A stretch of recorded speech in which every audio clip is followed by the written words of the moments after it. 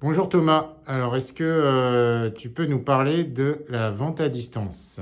Que- Bonjour à tous. Donc moi Thomas Bouchaudy, chargé de clientèle donc depuis octobre 2019 chez AXA dans l'inspection d'Eure-et-Loir.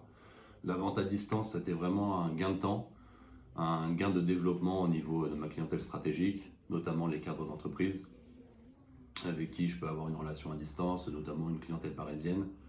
Avoir des entretiens à distance nécessite bien évidemment l'utilisation de Teams, OneNote afin de présenter les schémas. Et ce qui est très bien, c'est aussi le partage d'écran, partager une feuille d'imposition, partager la découverte, qui est vraiment très appréciable par les clients. Et tu dirais que tu fais combien d'entretiens à distance sur une semaine? Sur une semaine, je réalise en moyenne minimum 3 entretiens à distance. Et selon toi, il y a des cibles qu'il faut privilégier ou exclure? Alors à privilégier, ça va être beaucoup les cadres d'entreprise qui ont une semaine d'activité très chargée. Ça peut avoir beaucoup de transport. Il peut y avoir aussi des demandes très particulières sur des demandes de vie PFI, de vie retraite ou même de vie Master Life.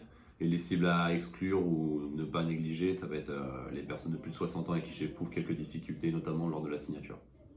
D'accord.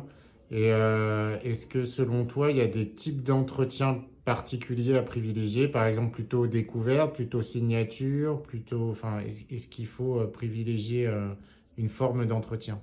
Une forme d'entretien, pas forcément. J'ai fait des découvertes, mais beaucoup aussi de signatures à distance, notamment surtout sur le PER. Quelque chose que j'avais bien expliqué en rendez-vous. Y retourner pour signer le PER, pas forcément. La personne est d'accord, on a validé le montant, j'envoie les documents. J'attends bien les 24 heures afin qu'ils lisent bien la documentation réglementaire. Et puis après, je transmets ça via le fil de discussion. D'accord. Et tu fais une préparation spécifique sur un entretien à distance? Oui, évidemment. Donc je prépare OneNote, où je prépare mes informations dont j'ai besoin.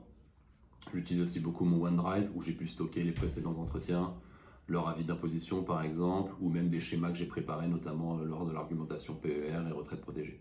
D'accord. Et tu as un accueil des clients plutôt favorable? Oui, très bon. On a une population honnêtement qui est habituée, qui est très développée sur Teams. Ils utilisent Teams dans leur travail, donc l'utiliser dans la vie personnelle, aucun souci. Et toi, ça t'apporte quoi?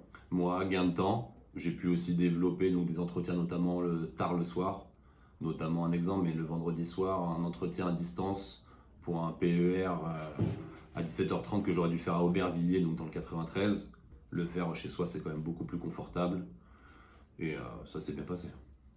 Ok, merci Thomas. Est-ce que pour finir, tu partageras un conseil avec ceux qui veulent se lancer sur les entretiens à distance? Ne pas avoir de peur, y aller, foncer. Honnêtement, ça se fait très facilement et c'est très appréciable par le client. Ok, merci Thomas. Merci.